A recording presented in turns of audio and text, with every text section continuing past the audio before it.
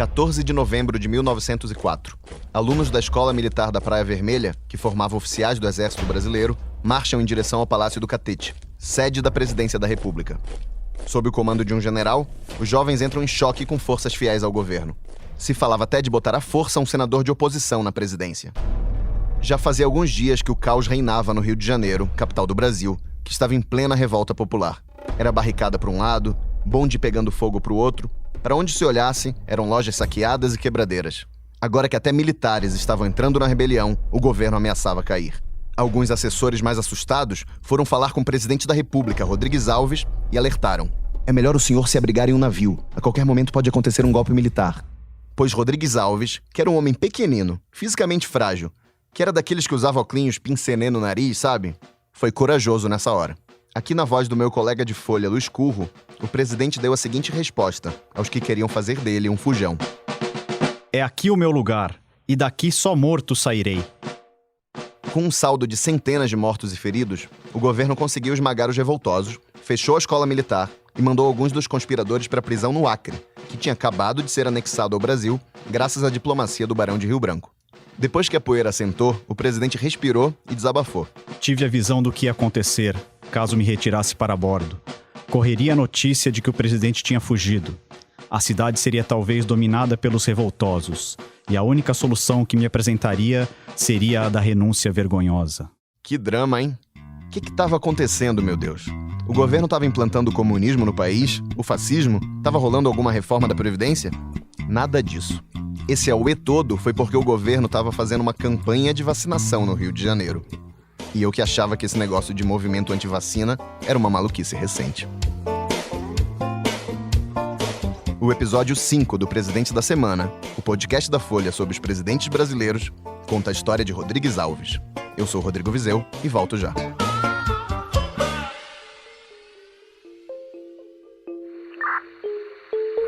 Trabalhadores do Brasil. O Brasil tem instituições democráticas sólidas. Confio nos meus aliados. As Forças Armadas permaneceram fiéis ao espírito da democracia.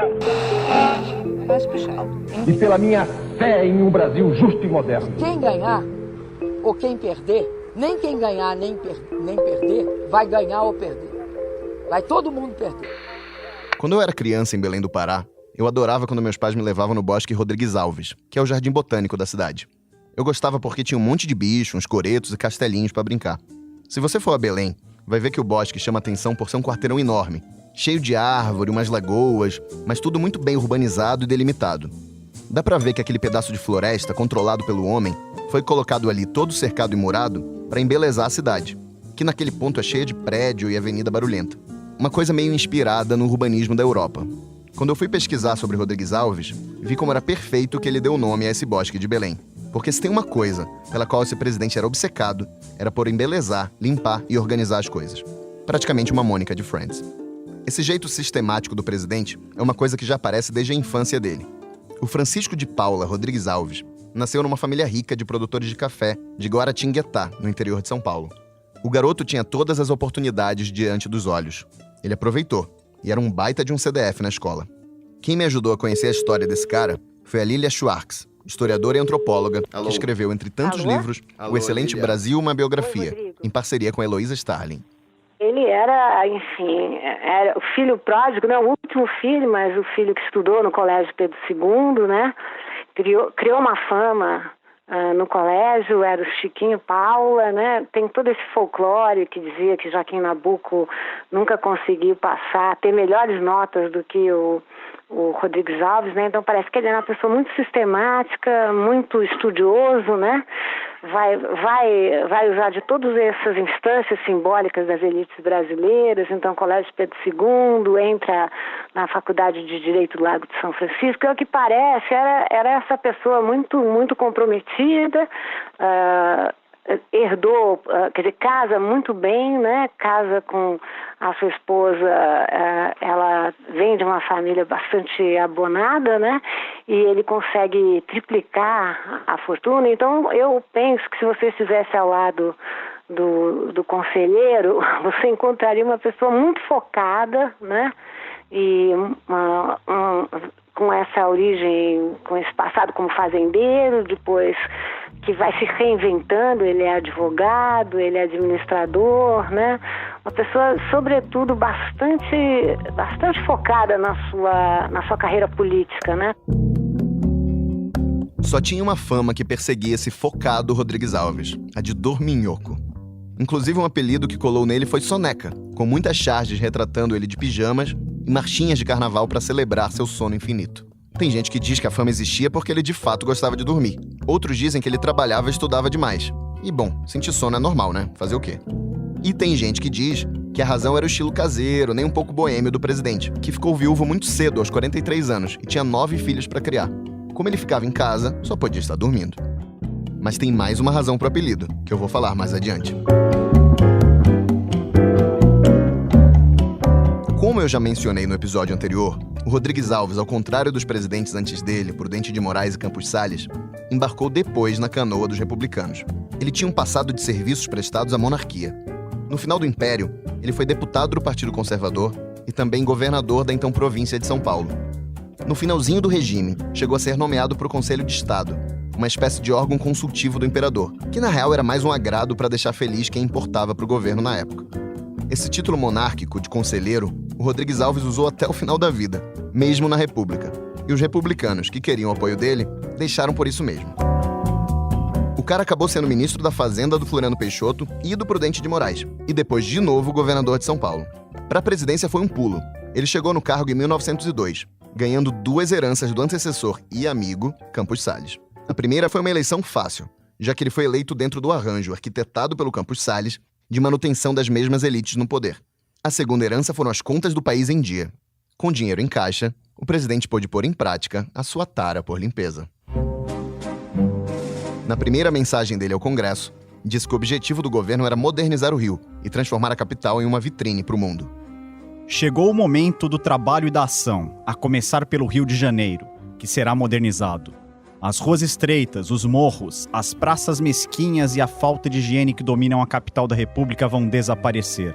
As epidemias e endemias, como a febre amarela, peste bubônica, cólera, varíola e malária, que dificultam a imigração e afetam o comércio com os estrangeiros, serão vigorosamente combatidas. Para isso, era preciso derrubar os cortiços, abrir avenidas largas e vacinar a população.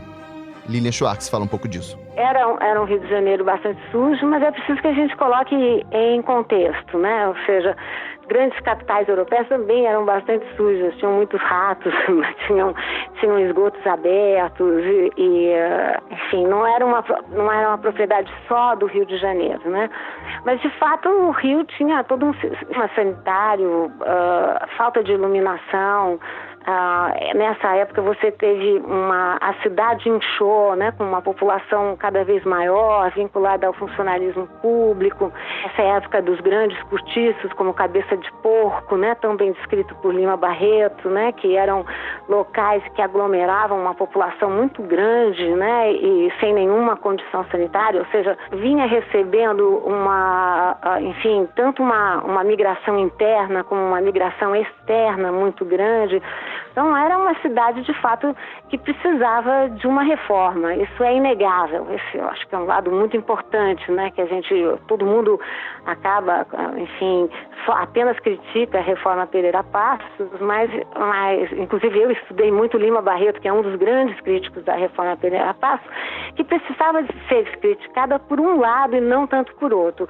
O lado importante era essa tentativa de sanitarizar, de alguma maneira, de organizar a cidade, né? De prover a cidade de uma infraestrutura mínima que ela carecia. De outro lado, mais uma vez, como a gente tem destacado aqui nessa conversa, o Rodrigues Alves opta por um modelo que significava também embelezar a cidade, né? Transformar o Rio de Janeiro no cartão postal que ele é hoje. E, ao mesmo tempo, para embelezar a cidade, ele acha por bem também que esse tipo de mentalidade higienista, né, que nós falamos a respeito da vacinação, passa também para o urbanismo, ou seja, arrumar a cidade, organizar a cidade, significava tirar dela todos os costumes que ele considerava, que se consideravam, não era só ele, pouco civilizados, né? Os termos eram esses: costumes pouco civilizados, costumes bárbaros, populações pouco acostumadas com a convivência urbana, né? Então, a saída qual foi? Criar grandes bulevares, grandes vias de acesso, tornar a cidade do Rio de Janeiro mais objetiva, né, no sentido de ruas retas, linhas retas, grandes linhas retas, e tirar, né, sobretudo no centro, onde era um local de convivência de uma população, sobretudo afrodescendente, uma população negra, né, que lá tinha os seus batuques, os seus lundus, os seus rituais, expulsar esse tipo de sociabilidade do Rio de Janeiro. O modelo era um modelo europeu, né, essa ideia de que você conviveria com uma Europa nos trópicos, né? Ou seja, a ideia seria transformar o Rio de Janeiro nos novos trópicos, né? Nos novos trópicos civilizados. E para isso era preciso, de alguma forma, transformar o Rio de Janeiro num grande teatro, né? Num grande teatro do poder e num grande teatro dessas elites que viviam, como dizia Mário de Andrade, que moravam no Brasil, mas viviam com o imaginário europeu e, sobretudo, parisiense, né? Falando em Paris, o sonho do Rodrigues Alves era ter uma versão brasileira do Barão Haussmann, um sujeito que abriu os grandes bulevares e basicamente botou de pé a capital francesa como a gente conhece hoje. Dá pra gente dizer que a versão brasileira disso aí foram 2 brasileiros, o prefeito Pereira Passos e o médico sanitarista Oswaldo Cruz. O Oswaldo Cruz ganhou carta branca do Rodrigues Alves para fazer uma ampla vacinação contra a varíola na cidade. O negócio foi feito meio à força, gerou toda uma comoção com a população. Porque você imagina, levantar a manga ou a saia de uma mulher para enfiar uma agulha, isso naquela época era um escândalo. Também não faltava ignorância sobre os efeitos supostamente mortais da vacina. Até gente que estudou muito, obviamente não medicina, acreditava nessas coisas. Uma delas foi o grande jurista e senador Rui Barbosa, aqui interpretado pelo também baiano Matheus Magenta, editor da Ilustrada. Assim como o direito veda ao poder humano invadir-nos a consciência, assim lhe veda transpor-nos a epiderme. Logo, não tem nome na categoria dos crimes do poder a temeridade, a violência, a tirania a que ele se aventura, expondo-se voluntariamente, obstinadamente a me envenenar, com a introdução em meu sangue de um vírus, em cuja influência existem os mais fundados receios de que seja condutor da moléstia ou da morte. É dose, né? A Lilia Schwartz argumenta que a ideia da vacinação em tese é ótima, claro, mas faltou fazer um processo de convencimento da população. E nessa dormida no ponto em discutir as coisas com o povo, estaria, segundo a Lilia, a verdadeira origem do apelido Soneca. O que faz o Soneca? Ele esquece de combinar com o povo, né? Ou seja, ele não fez nenhuma campanha de informação acerca do que era vacinação. Então, por exemplo, corriam boatos de que, como a vacina era extraída de vacas, então as pessoas acreditavam que se tomassem a vacina ficariam com cara de bezerro. Então, o que aconteceu? Ele criou esse exército de vacinadores que entravam nas casas, levantavam as saias das moças, né? E acabou tendo a população totalmente contra ele, numa medida que poderia ter lhe dado popularidade, né? Então eu vejo ele um pouco como Soneca, porque ele tinha tal apego a essa sua formação como um técnico, né? E como, enfim, a sua formação para bem governar, que ele acreditava que com o povo não era preciso conversar, né? Enfim, tinha uma grande inabilidade política, a gente não pode esquecer que ele vinha dessa formação, né? Como fazendeiro, né? Como herdou, mas multiplicou, como eu lhe disse, a sua propriedade de café, né? Então ele tinha esse traço autoritário que não vai mudar com a mudança de regime, né? Não é por conta da queda do Império, do começo da República, que esse traço autoritário da nossa política não estaria claro, e nele estava muito claro, né? Muito evidente. Você falou de levantar a saia das moças, atrapalhava tudo ali, a questão do machismo da sociedade e a ignorância em geral, né, da população ainda na época. Olha, não que não haja ignorância sobre vacina hoje, como a gente sabe. O que aconteceu, Rodrigo, eu discordaria um pouquinho de você, porque a gente pode, claro, jogar tudo na conta da sociedade, né? Dizer que a sociedade era ignorante, que a sociedade não sabia, mas eu penso também que a gente também pode, que é a função do bom estadista, do bom governador, achar meios de falar com a população, né? De explicar à população. E isso o conselheiro não fez, né? Ele não fez uma política, nem ele nem Oswaldo Cruz não fizeram uma política de informação da população. Então é muito fácil você dizer que foi tudo culpa da população, né? Acho que grandes medidas não foram bem compreendidas porque não foram bem comunicadas, né? E esse era o caso da revolta da vacina, né? Numa sociedade como a brasileira, claro, machista conservadora, mas a gente pode ver nas fotos da elite, a população, as mulheres andavam totalmente vestidas, né? Sem parte alguma do seu corpo à mostra, e imagino o que significava as pessoas invadirem as casas, porque era disso que se tratava, de uma invasão, né? Invadirem, levantarem, tirarem a roupa. Então, de fato, a campanha ficou muito impopular, né? E caiu na boca dos jornalistas, caiu motivo para muitas caricaturas, né? E esse exército, né, construído acabou virando chacota. E um presidente como conselheiro, Rodrigues Alves, acabou ganhando essa alcunha de soneca, né? Bom, apesar dos erros de comunicação e da revolta da vacina, Rodrigues Alves conseguiu fazer boa parte do que tinha planejado no Rio. Mas aí eu fiquei me perguntando, esse presidente por acaso foi eleito para governar o Rio de Janeiro ou o Brasil? Como é que ficou o resto do país? Inclusive, vale lembrar que nessa época, o que estava bombando na economia era a borracha da Amazônia, e o café do Sudeste andava meio em crise de preços. Você vê que a gente está conversando já há 20 minutos sobre o presidente Rodrigues Alves, e estamos falando basicamente do Rio de Janeiro, né? Enfim, quando eu falei sobretudo sobre os 3 pilares, né, desse novo governo, são pilares voltados ao Rio de Janeiro, né?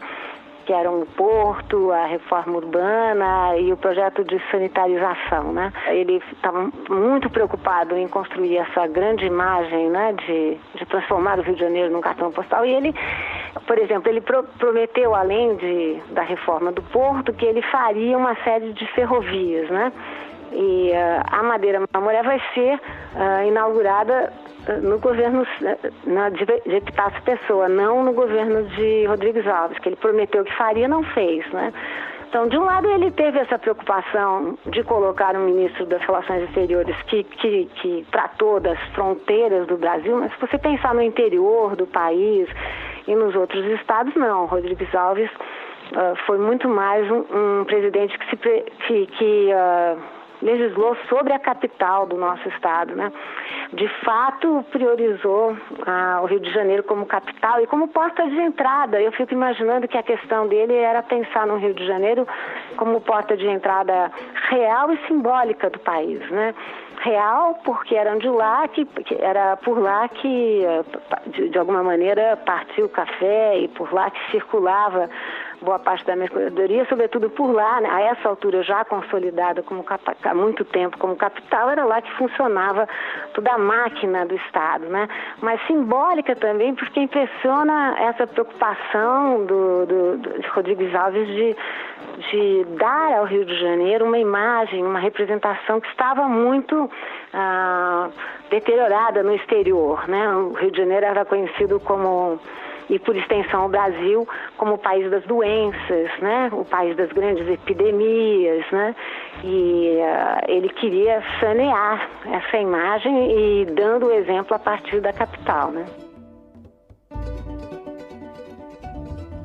Pois foi chegando o fim do governo desse presidente prefeito e surgiu uma questão que ia comprometer o poder do Rodrigues Alves. Como eu disse ainda agora, o café estava em crise e os produtores que mandavam e desmandavam no país queriam que o governo ajudasse o setor. No início de 1906, último ano do governo Rodrigues Alves, os governadores de São Paulo, Rio e Minas se reuniram em Taubaté, no interior de São Paulo, e bolaram um plano de empréstimos e subsídios para reverter os prejuízos dos cafeicultores. Entre as medidas, o governo iria comprar o excedente produzido. Ou seja, o contribuinte, o cidadão comum, ia cobrir os prejuízos dos campeões nacionais, os magnatas do café. Dá para imaginar isso hoje em dia?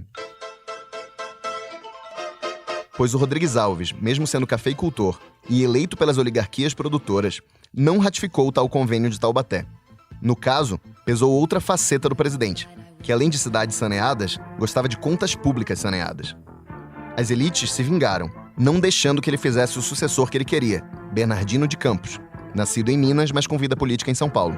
Dentro da política do café com leite, foi escolhido o vice-presidente, o mineiro Afonso Pena, tendo como vice o fluminense Nilo Peçanha, ambos entusiastas do acordo para salvar os cafeicultores. Afonso e Nilo foram apoiados por um senador, chamado Pinheiro Machado, uma figura que cada vez mais vai ganhando muita importância na República Velha, e de quem eu vou voltar a falar nesse podcast. E Rodrigues Alves, por mais que representasse a cafeicultura, teve uma posição bastante paradoxal, né? Não chegou a apoiar exatamente essa medida, né? Temendo que a medida fosse contra as finanças do Estado brasileiro, né? Esse é um lado importante, né? Porque Campos Salles faz, né? Ele consegue fazer o seu sucessor em Rodrigues Alves e Rodrigues Alves não consegue, né? Essa foi uma cartada pesada de Rodrigues Alves e ele, de fato, não faz o seu sucessor nesse momento. Acho que é o primeiro revés que ele tem, né? Só é importante falar que depois de Rodrigues Alves veio Afonso Pena, né? Que era justamente do Partido Republicano Mineiro. Era uma sucessão esperada, né? Porque, teoricamente, era preciso fazer essa sucessão entre o café com leite, né? Por isso que a Primeira República é muito conhecida como República do Café com Leite, mas não era exatamente o candidato, né, de Rodrigues Alves.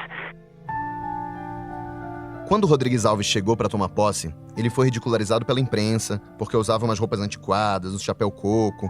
Diziam que ele parecia mais um presidente da Câmara Municipal de Guaratinguetá do que um presidente. Mas no fim das contas, embora tenha deixado a presidência sem muita força política e tenha rolado a revolta da vacina e tudo mais, o Rodrigues Alves saiu bastante querido pela população. Afinal, a vacinação deu bem certo e o Rio deu uma boa melhorada. O baixinho, inclusive, ganhou outro apelido, que não deixa de ser irônico: Papai Grande lá do Catete. Ele passou um país, né, com contas saneadas, não há dúvida, né, um país que estava com uma situação bastante financeiramente tranquila, né? Ele não teve grandes sustos nesse sentido, né? Passou um país que foi se, de alguma forma, transformando numa distância muito, muito, muito grande entre os governantes e a sua população. Essa distância que já havia ficado claro na época de Canudos ou de Contestado, né? Que tinha mostrado, se falava num Brasil, em dois Brasis, né? Num Brasil do litoral e um Brasil do interior.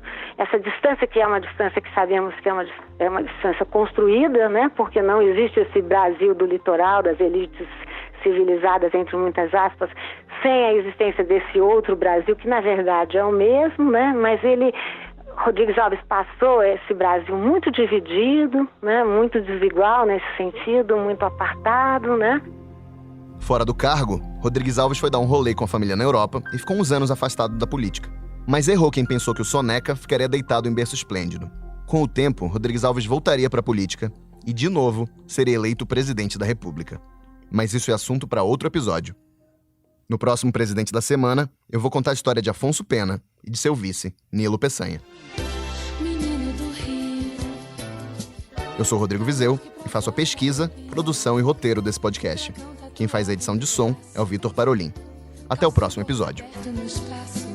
Coração de eterno